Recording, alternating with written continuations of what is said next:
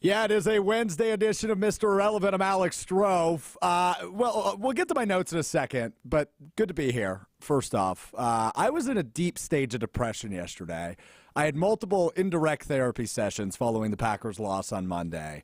We'll talk more about it in a moment. I'm feeling better today, though. I'm feeling better today. Couple of things why. Number one, today is the 1-month anniversary of Mr. Irrelevant. For some reason, they've allowed us to do this for a month. So good on us for not ruining it a month in. Happy 10/11. Hunter Vaughn is the producer of our show. Hunter, I was sad we didn't have an episode yesterday. I'd like to tell you why. Okay. So, as we've established on this joke, or on the show, I am getting older. This joke of a show, well, yeah. that too. I am getting older, and I've become a huge fan of dad jokes. And I didn't have the opportunity to ask you yesterday if you are today's date, because you're a 10 out of 10. Oh, It's pretty good, right? that is good. It's not the best one I've heard in a while, but I think it's pretty good. All right, let's get into the notes. We'll start with Monday Night Football. I mean, what a shit show that was between the Packers and the Raiders. As I've thought about it for the last 36 or so hours, I think I'm ready to say this is a bad team. The last week or so we've talked, we think there's 7 good teams in the NFL, and there's still 25 teams we're trying to figure out. We're to the point in the season now where we can start assuming teams are bad. I think the Packers played one on Monday in the Raiders. I think they'll play one coming out of the bye against the Broncos. But I think the Packers are also one. And this is the part of the season where things begin to really tell you what this team is, right? Like a week 1 blowout of the Chicago Bears is fine and dandy, who are also a bad team.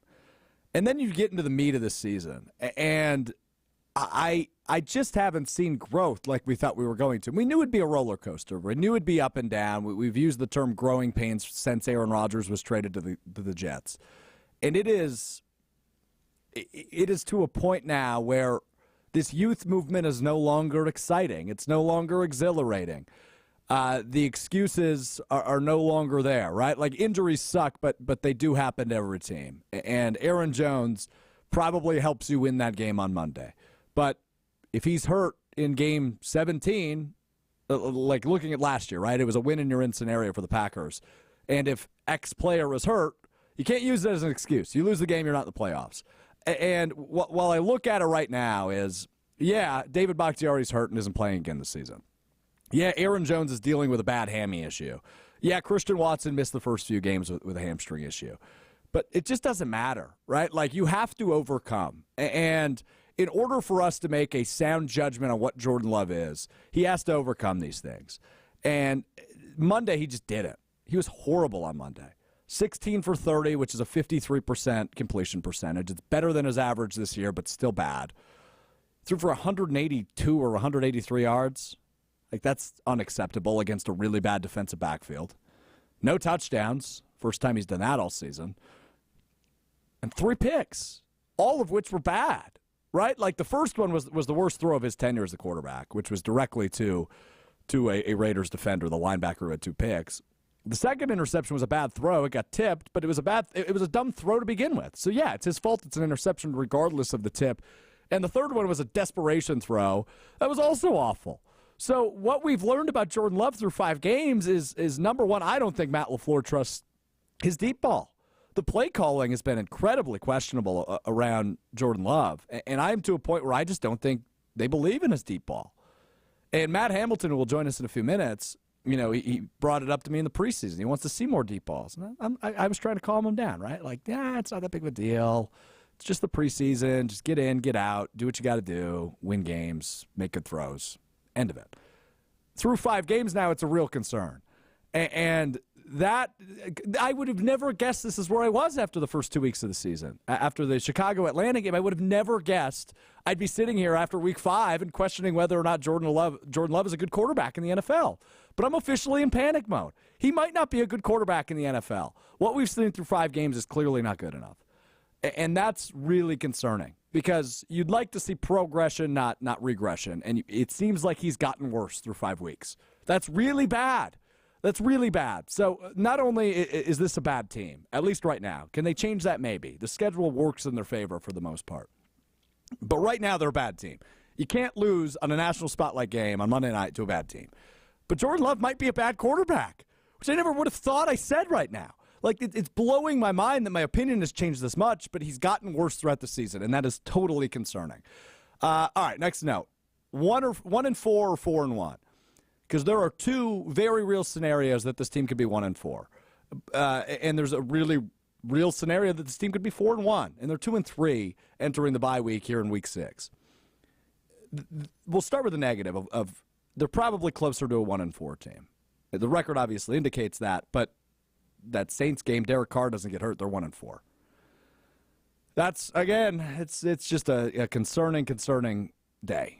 It's a concerning week. It's going to be concerning 2 weeks. It's going to be a depressing 2 weeks because this team probably should be 1-4. That Chicago game was the only game where they really showed, they're the better team in this game. Other than that, they haven't done that this year. It's been slow starts. It's been bad throws. It's been complimentary football seems to be a buzzword, and they have not played that. I think there was one drive on Monday where you could actually look at it and be like, yeah, they complemented each other well, pass and run. A.J. Dillon scored the touchdown on that drive. Everything else was trashy. It was bad. They could be 4-1 too, though, right? Like, you look at that Atlanta game, that's a full-blown meltdown. And you look at Monday night, that's a game you should win 10 times out of 10, and that just happened to be the 11th on Monday night. So I think this team is much closer to 1-4 than 4-1. But there are real scenarios in which they could be 4-1 entering the bye week and also 1-4. So you'll take 2-3, but I don't know that it's going to get a whole hell of a lot better. Matt LaFleur has not been better has not been better out of buys, right? He's won his last 2 post-bye games the last 2 years, but they've both been gross, right? Like, they're letting teams compete that shouldn't be competing, and you have another scenario here coming up in week 7 when you head to Denver. Denver's a bad football team. They lost to Zach Wilson last week. They are a bad football team. But so are the Green Bay Packers right now. As it stands right now, so are the Green Bay Packers. So that game might actually be awful. Because if you remember the first 2 years of Matt LaFleur's tenure, they came out of the bye, and they got smoked 2 years in a row. 2 years in a row. And I'm a little bit afraid that's what happens again. They had the longest amount of time possible to prepare for the Las Vegas Raiders on Monday. They played Thursday night last week, and they didn't play again until Monday. That's 11 days to prepare for a Josh McDaniels coach team. And they pooped down their leg. It was horrible. So now he gets 2 weeks to prepare for a Sean Payton, much better coach than Josh McDaniels, led Broncos team, who's also really bad out of the AFC West. I'm concerned. I'm losing faith by the minute, which is why we have Matt Hamilton on the show today, because he might reinstill some confidence into me. All right, last thought on Jordan Love. I just mentioned it. He's getting worse. Now, I try to, I got a tweet during the game on Monday night, which made me laugh, that said my optimism is concerning. But, like, I'm always a glass half full guy. That's just how I operate, especially when it comes to the Green Bay Packers. I'm always glass half full. And Monday night, I just realized Jordan Love isn't a rookie. He's not. He's in his 4th year. He's in his 4th year of the system. And to dramatically get worse from week 1 to week 5 should probably tell you all you need to know. Now, he's going to get the rest of the season, if not another full season. But through 5 weeks, you can't view this through the scope of, hey, C.J. Stroud, right? He's doing a great job in Houston. He's a rookie. This is his 1st year in the system. He's only known he's a Houston Texan since April. We were in the middle of a pandemic when Jordan Love became a Green Bay Packer. That pandemic's been over for almost a full calendar year, according to the government. Right? Like, this is concerning as hell. I think he has some of the intangibles you want in a franchise quarterback. I love his ability to respond. I love his short memory. I love that he takes accountability when he plays horribly. But the playing horribly part is the most important note. You can't go to Las Vegas, play a team that is missing 2 of their top 3 cornerbacks, and throw 3 interceptions that were all bad interceptions. Aaron Rodgers, I don't think, ever had a 3-interception, no touchdown game. Never. And I don't want Jordan Love to be Aaron Rodgers, but I at least want him to be capable. I want him to be good enough to make you feel okay. And he has not been that through 5 weeks. It's depressing, man. I'm so used to winning, competing for Super Bowls and NFC championships, and the NFC North is a lock, and this might be a 6-win team. I know we thought that all along, but expectations change, right? You whoop the crap out of the Bears week 1. You're in a game with a young Atlanta team up until the very last drive in week 2. You come back with a great fourth quarter comeback against New Orleans in week 3, and you're thinking, yeah, this guy's got it. And then Detroit and Las Vegas happens. Man, oh man. So we'll see. Denver's a big game for him. I called Monday a big game for him. Denver's a big game for him. Another trashy defense that he should beat up on. But if he has another 3-interception game, I'm ready to call it, man. We can call the race if it happens again on 2 weeks' rest. All right, Matt Hamilton, the Olympic gold medalist, joins us next. We're going to talk a little bit of Packers. I think maybe he'll give me some optimism. And we'll talk a little bit about his crazy life because he is a fascinating fella. All right, Matt Hamilton joins us next. It's Mr. Irrelevant. I'm Alex Strouf. Our conversation with Olympic gold medalist Matt Hamilton on Mr. Irrelevant is brought to you by my friends at Door County Distillery. Locally produced, handcrafted, and award-winning spirits made locally in Door County. Spice up your tailgate, your gathering, your party, whatever you got going on this weekend with Door County Distillery. Whether it's that blue bottle of vodka, that green bottle of gin, maybe the cherry brandy for some cherry brandy old fashions. We put down a bottle of the award-winning bourbon this weekend, too. Just saying. And check out the Sippin' with Strouf series on ESPN Madison's YouTube channel where we're mixing up cocktails every month. Everything you do it right. Door County Distillery. Check out the website, doorcountydistillery.com, for all those unique cocktail recipes as well as the retailer nearest you. That's doorcountydistillery.com. All right, time to talk to Matt Hamilton.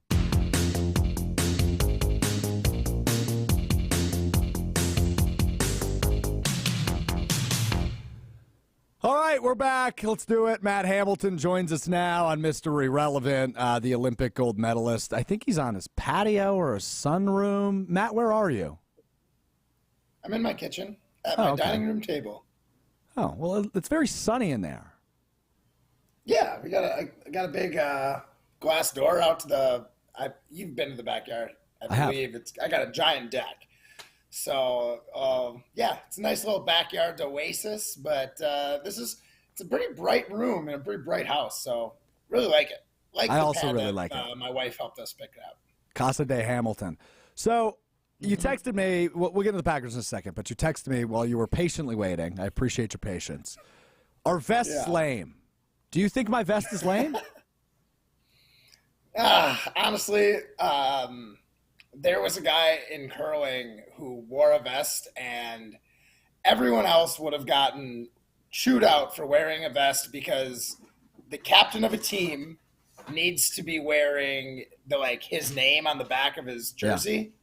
Well, this guy just thought he was kind of above USA curling. It's former Olympic bronze medalist Pete Fenson from the 2006 Olympics. He just thought he was too cool for school and just wore this vest, and none of the officials would say anything to him, but I was someone that the officials love to pick on, so I know if I did it, it wouldn't happen. So basically, vests are synonymous with this Pete Fenson arrogance that I really didn't like as a younger curler growing up, so I'm anti-vest.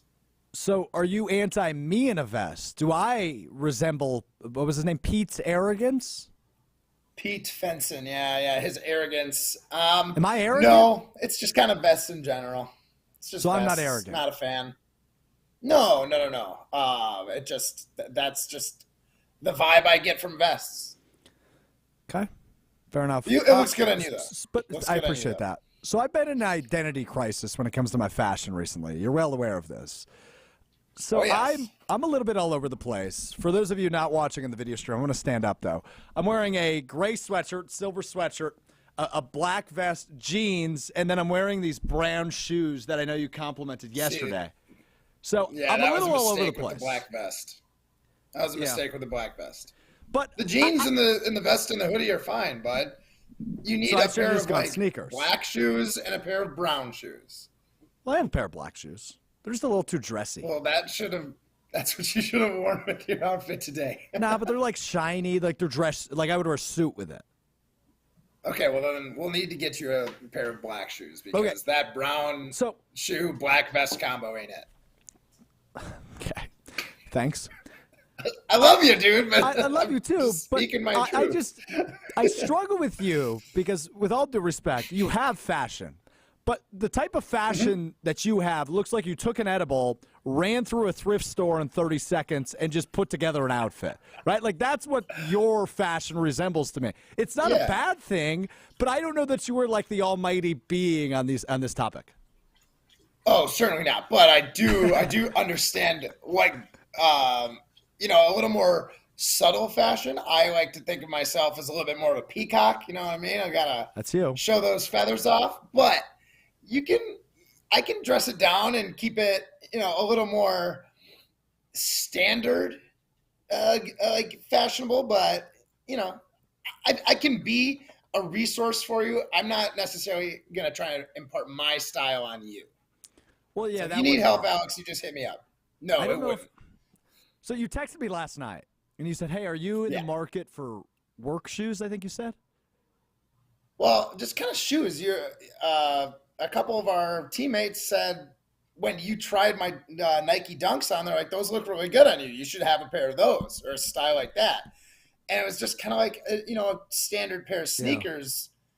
The thing is, your outfits, it's tough to wear dress shoes if you are dressing down a little bit. And sometimes you put on the button-up shirt. That's a good, appropriate time for dress shoes.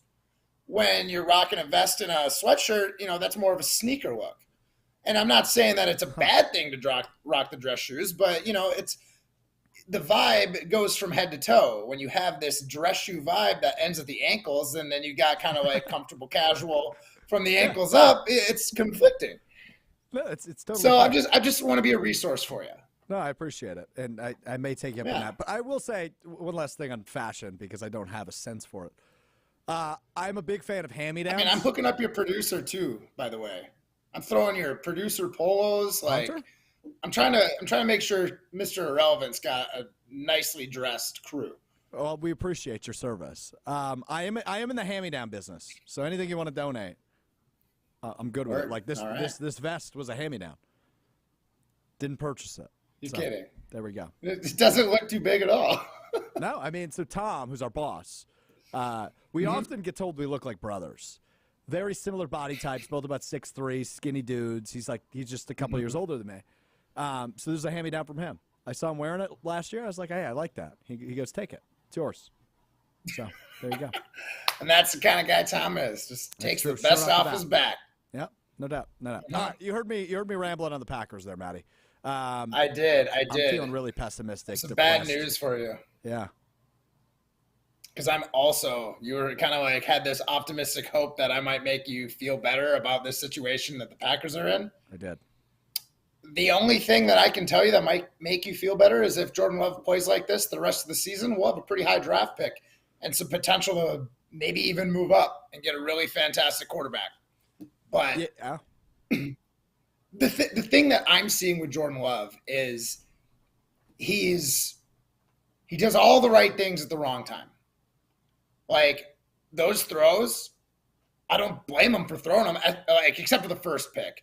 The second two, the guy was open for a moment, and if the timing was right, I think it was a good throw. But he was about a half second behind on both throws. Yeah, the first one was horrible. That's enough time for a professional NFL defender to make up that ground, especially and that desperation one, severely underthrown. I think we take it for granted. Like when we watched Rodgers, if he were to make that throw, he's throwing it pretty much out of bounds to that pylon. The only person who's going to touch it is Christian Watson, and Christian Watson's going to have to make a hero catch. It's not about a hero throw. It's about putting it to a spot that is either clearly out of bounds and no one can get it, or only your wide receiver can make it. And that was something Aaron Rodgers did that seemed second nature. And it became so second nature. I think it became second nature to us as fans watching a Packers quarterback throw the ball. So now with this Jordan Love era, and not so much the first two games, 6 interceptions. And how many would you blame on, bad luck? Maybe one? Maybe. None of the 3 this last week were one of them, but I think he had one bad tip from a tight end last week. Still a bad throw. Oh, I was talking this week. Yeah, last week. No, this week. This week was all his fault. That was the timing. I think last week he had a bad tip off maybe Musgraves or Kraft's hands, and defender got it. So he's earned 5 of those 6 picks. So I don't know. I don't know if he's got the potential to be a guy who could be the starting quarterback for an NFL team for an extended period of time. But like he's not going to be like a Packers Hall of Famer or a Hall of Famer for that matter. This guy is going to be a system guy at best. And is that what we want as a quarterback in Green Bay, or would we rather take more bites at the apple? And I'm kind of in the take bites at the apple, and if we're bad, we're bad. Like, I get that. I can understand trying to get somebody and it not working out. But I cannot understand some of these teams that sit on a quarterback. Yeah, well, to that point, right? Like, what if he comes out against Denver and throws for 3 touchdowns, no interceptions, has a terrific game? Does your opinion change at all? I mean, my opinion kind of goes from let's see if he doesn't screw this up to, well, he probably should have done that. Everyone else in the NFL seems to be tearing up this Denver defense. It would be more telling to me if he didn't tear him up. Like if he goes out, throws 1 touchdown, 1 interception, 200 yards, and continues this 55% completion percentage, he is exactly what we think he is. That is, I don't know if I want to chalk it up to being new to the league, because he might be new to being a starter, but this system should be something that is second nature to him at this point. Yeah, I tend to agree with that. It just sounds to me, Matt, like you're ready to give up on Jordan Love. And I don't think you're necessarily wrong. I don't know if I'm ready to give up on him. He's got more time this season to prove me wrong. But those first 2 games, the first 3 games when we got that Saints win, I'm not going out here and saying like that's what he is, because I know you don't necessarily believe this, but I firmly believe there's now tape on him. People saw what he was capable of. And it shouldn't be surprising to anybody that before he ever played true NFL minutes, he was doing okay. And now that there's a little bit of background, a little bit of history, some context to why he does things, he's struggling a little bit more. That's what you would hope if you're a professional, or if you're a fan of a professional team going up against a newish quarterback. You'd hope your coach, your offensive mind, or your defensive mind would be able to take advantage of that. That's why Bill Belichick has such great records against rookies, is because he figures them out. And it's something coaches should be able to do. And we're in that spot right now where Jordan Love's starting to get figured out. And this is that time where he's either going to be able to respond, or he's going to continue to do what he's been doing, and coaches beat on it. So it's going to fucking Jordan Love evolve and make coaches second guess what they've seen already, right? Like it's all in Jordan Love's hands. Like sometimes there's going to be bad play calls and bad schemes, but it's going to be the decisions he makes when there's bad play calls. Is he throwing that ball away? Is he holding on to it, taking a sack, or is he trying to force it into a spot that's not there? That's where we're going to learn about Jordan Love. I think that's a really good point. A lot to respond to there, though. So first off, I don't necessarily disagree with you on the film thing. I think it plays a role. Mm-hmm. But on the play calling, it was bad Monday night, right? Like, and I'm not saying fire Matt LaFleur or anything, but right. I think it was confusing. It was frustrating. And maybe it was telling, right? Like, I said it earlier. I don't know that Matt LaFleur believes in Jordan Love's deep ball. And to throw, and I know we talked about this a little bit yesterday on Rutledge and Hamilton when I joined, but to have multiple plays where it's 3rd and long, right? 3rd and 6, 3rd and 7, 3rd and 8, and you're only throwing the ball 2 yards forward rather than throw it at the sticks, right? Throw a 10-yard pass. Get the first down. Let's move on. I just don't understand schematically why they're not allowing him to, why they're not putting the ball in his hands, essentially, right? Why don't you put the ball in his hands and let him go do work? Let him go get that first down. Because it seems like maybe he's capable, but we just haven't really been able to find that out because they're doing these dump-offs and these screens, and the way they're scheming him just doesn't make a ton of sense to me. And that's it might be telling of what they think of Jordan Love. I don't know. I think a lot of that is we had at least 30 years of watching quarterbacks cook. And Totally.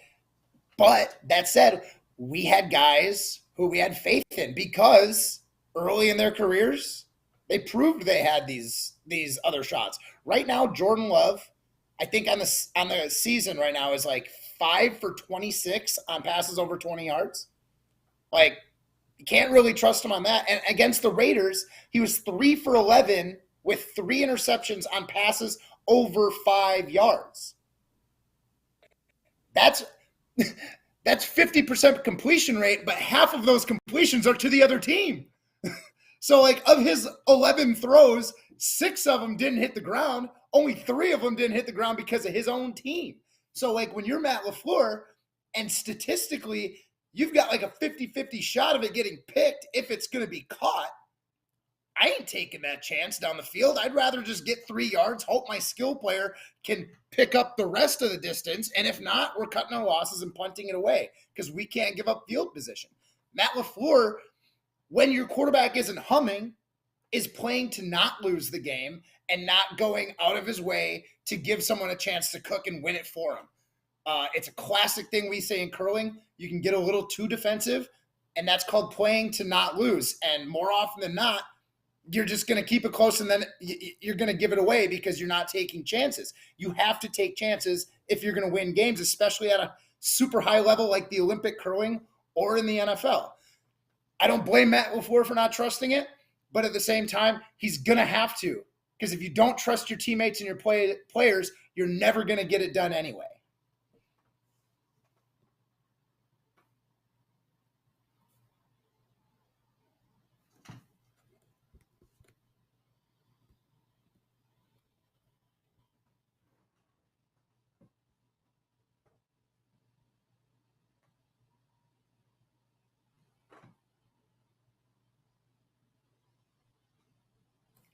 I lost you. I don't know if you can hear me, but I can't. I can hear you. Can you hear me now? Oh, there you're back. Yep. Oh, well, what I said was you're a professional radio host, because I was going to ask you, how do you get better at something you're not good at? You have to do it in the level of competition, right? Like, you're an Olympic curler. Mm-hmm. I don't know curling terms very well. You know this about me. But there was probably something within your game 10 years ago you weren't very good at that maybe you're very good at now. And you didn't get good by avoiding it. You got good by working on it, by doing it more. Mm-hmm. And to not trust Jordan Love to throw a ball further than 5 yards down the field tells me either A, you don't trust him, B, he's not capable of it, or C, both, which tells you he's not the guy. So maybe I'm panicking, maybe I'm overreacting, but that's what that tells me. I mean, that's basically the long and the short of it right there. The thing is, until you can prove it to, like, for in my case, my Skip, my teammate, until I could prove to him I had these shots in this, I didn't start getting them in games until he was confident in me. So I don't know what they're doing in practice. If they're maybe we know Jordan Love can throw the ball under 5 yards. Let's practice 75% of our plays of over 5 yard passes and see how he does. Give him a chance to prove it in practice against our first team defense. Maybe that will – it's either going to reassure you that, okay, he's got these throws and we can make them, or it's going to prove you he doesn't have these throws yet. He might not be the guy. How can we maximize what he is good at, which pocket presence, getting the ball, getting out of the pocket, and maybe trying to pick up that first down with his legs. I think he's been doing a pretty good job of that. How can we maybe utilize that? Maybe we roll him out more, give him 2 options to throw, and if not, he runs or throws it away. Like, let's play to his skill set. And his skill set right now, to me, is decision 1, decision 2, get out of the pocket and try and get it with your legs or get it away if you're going to get by a defender. That's where his skill set lies in my eyes. All right. You nailed it. I'm done talking about Jordan Love. I'm sick of it. We got a bye week. We got a bye week coming up, so I'm done talking about him for a while. Yeah, he's got so much time to get better. I'm forward to the progress he makes and looking forward to him doing what I believe he can as a Denver defense. Yeah, me too. I wish progression was linear. right? Like it just better.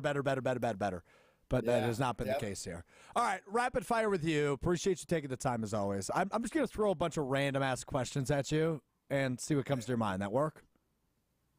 Love it. Fire away. What's your favorite country you've ever curled in? Japan. Japan's incredible. Best country for food you've curled in? Ooh. Japan, if money's not much of an object. Korea, if you're trying to go on the cheap. If you weren't a professional curler / radio host, what would you be doing professionally? Realistically, probably try and do what my dad did. My father was a salesman for a liquor distributor here in town, a partner of ours on the Rutledge and Hamilton show. And just personality and kind of outgoing nature, I think that would have been a good spot for me. That's honestly what I thought I was going to do. That's what I started to go to school for until I realized curling was my thing. I thought a salesman was the job. You were formerly a chef, and I know you're married, but let's say you have a first date, you have to impress a lady. What are you cooking? If I got like unlimited time to prepare, like if I'm having a date Saturday night and I'm cooking and I've got all day Saturday to prepare, I might try and make a beef Wellington. Wow. It's a tenderloin wrapped in a pastry with kind of a mushroom onion in layer, so it's kind of like a layered pastry. Has it's called a Chateaubriand. It's the very center cut of a tenderloin. So that's probably what I would try and make because it's tough to make and it's fancy.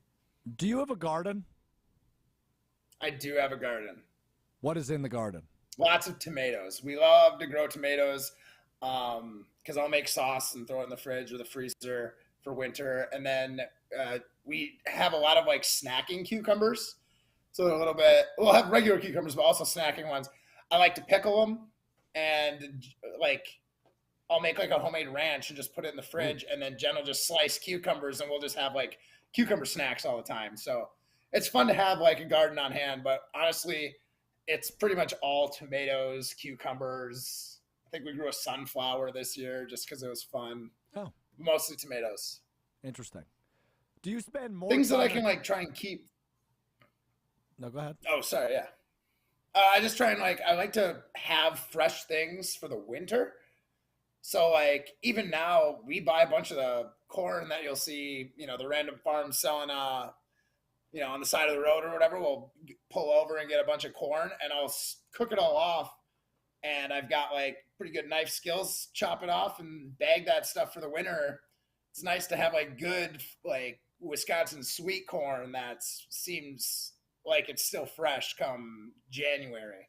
Interesting. I do now. And it's satisfying, right? You make your pasta sauce that you had busted out from your own garden and in January. You're talking like I know what the hell I'm talking about, right? Like this is way too advanced for me. I go to Trader Joe's and buy frozen chicken, dude. Like this is not the same. There's something very satisfying about growing your own food and then being able to store it for another time. It's like a little bit of a rush, right? Do you think you could have survived in like the 18th century, 17th century? No, because I don't think I could have grown like all the things. And I've got a hose that's connected to my house. I wouldn't have to like hope for rain back then. And I wasn't sure as heck wasn't going to carry a bucket from the river to water my garden. So I would have been hooped like most people. All right. 2 more for you. Do you spend more time on your hair or your mustache? Hair, because it doesn't grow fast enough. I have to wash the hair like every other day. So mustache gets a trim every couple weeks. Wait a minute. Every other day you wash it? Sometimes. You once, one of my favorite moments, I used to produce your radio show, Rutledge and Hamilton on ESPN Madison. One time you told us you went 11 days without washing your hair. Well, I mean, full like soap and washed it. I could get in the shower and get it warm and rub it. There's this theory that that's just getting it wet. No. Right. I heard this theory and it was pretty interesting and it was not entirely wrong. when you wash your hair, your body compensates by releasing like oils for your hair, right? So the next day it feels greasy. Well, the theory was if you don't wash every day, your body gets used to not having to like being equally greasy to like get it back to protecting it, because really washing your hair is stripping the oils off of your hair. So basically, if you let it go, it'll like regulate. So like the first couple of days will look extra greasy, kind of like balances back out, and it's a middle ground. And I was like, I have long hair and I've got a radio job. I'm typically not on screen, except we are. So I was like, I'm going to try it out. And it kind of worked. It did bounce back a little bit, but I could not handle the barrage of disgusted looks and comments from my teammates and co-hosts. So you guys bullied me into washing my hair again, and now I can't go back. You guys have bullied me into not like stop shopping at Kohl's. So yeah, one and the same. Okay, not one and the same. We're doing it to help you. We're doing it to help you. I was thinking my hair would be healthier if I was doing this. No, I view it as one and the same.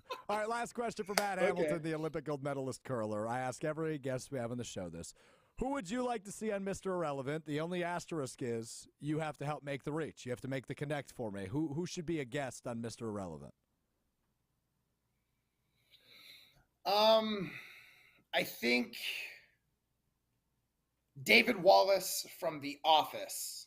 He loves sports. His name's Andy Buckley. Buddy of mine, has a great time in interviews. I think you guys would have a good time with it. So the thing with that is, and don't tell him I said this, but I haven't watched the entirety of The Office before. So I'd need to do some homework before we make that happen. He wasn't in the entirety of The Office. You know what I mean? He was a reoccurring character. But I definitely need to watch every episode he's in, though, right? Like, if I'm going to do an interview, I need to know about these people. I do my research. I mean, here's the thing. He's going to do research on you, so I would certainly be ready. Oh. Before his interview with you, he will talk to me and be like, what should I know about Alex Strouf? And I am going to open the floodgates. And he is what would be the first thing you bring up? Fashion? The fact that I used to eat dinner in my bed? Like, what was No. Some of your habits from when we first working together. Some of those bad, silly habits. Yeah. Like Alex Strouf living without a lady in the house. That Alex Strouf is the one I'm telling him about. That Alex Strouf was gross. It was gross. I might still be. All right, Matt Hamilton, the Olympic gold medalist. Thanks for the time, buddy. We'll listen to you 4 to 6 on ESPN Madison every weekday. We'll do it again soon. Perfect. Catch you later. Have a great afternoon. You too, buddy. We'll see you soon. That's Matt Hamilton, Olympic gold medalist. You can hear him with Jim Rutledge, who was on the podcast a couple weeks ago. On Rutledge and Hamilton, each and every weekday from 4 to 6 on your ride home. All right, we'll wrap up the show next. I learned a couple of things. I'm giving you a double whammy. What Strouf learned? 2 things coming up next. It's Mr. Relevant. I'm Alex Strouf. Big one coming up at Camp Randall Stadium this Saturday between Iowa and Wisconsin. I view it as a Big Ten West championship game. We'll talk with Ben Bruss more about that on Friday. But before then, it's the Great Dane Huddle Thursday night from 6 to 7 at the Great Dane Pub and Brewing Company on the east side of Madison. I'll be joined, as always, by former Badger center Derek Engler, also a former Badger, the all-time leader in sacks at UW, Tarek Saleh will join me from 6 to 7 o'clock tomorrow night on 100.5 ESPN, the ESPN app, and Wisconsin On Demand, previewing that big matchup. Whoever wins this catapults into first place of the Big Ten West. Oh, baby, Luke Fickle era underway here in Madison. Check it out. It's a Great Dane Huddle, 6 to 7 tomorrow, or available wherever you get your podcasts.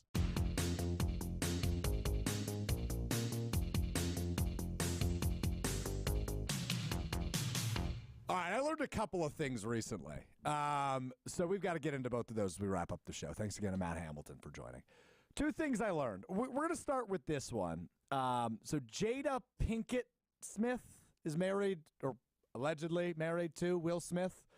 We all remember at the Oscars last year, Will Smith slapping Chris Rock, keep your wife's name out your effing mouth, right? We all remember that debacle. So Jada Pinkett, is it Pinkett or Pickett, like the fence? I think it's Pickett like the fence. Okay, so Jada Pickett, like the fence, does an interview. I didn't even see. I should probably cite this. Hunter, if you want to figure out where she said this earlier today. So I'll do your job for you. Thank you. I appreciate that. So I read this morning. I'm like, what the hell is going on here? So she goes on this interview and says that her and Will Smith have been separated since 2016, and they have been like trying to figure out how to live separately but also be intertwined because of kids and whatnot. But that math says they were not together when he slapped Chris Rock in the face. So I get it, right? Stand up for somebody you love. You have kids with them. I get that.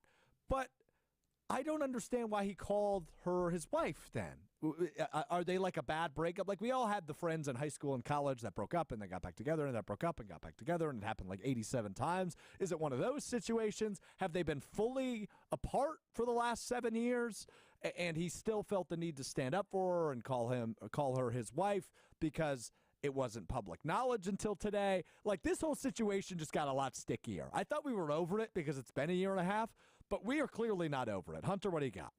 So it was an interview with NBC News. Okay. Was where this was. And you were correct the first time. It is Pinkett. Jada Pinkett. Okay. Yes. I don't really know what she's from other than being Will Smith's wife. No offense to her. I don't watch a lot of movies. Gotham, the like Batman TV show. I've never watched Fox. that. You're a big Batman guy, so that adds up for you.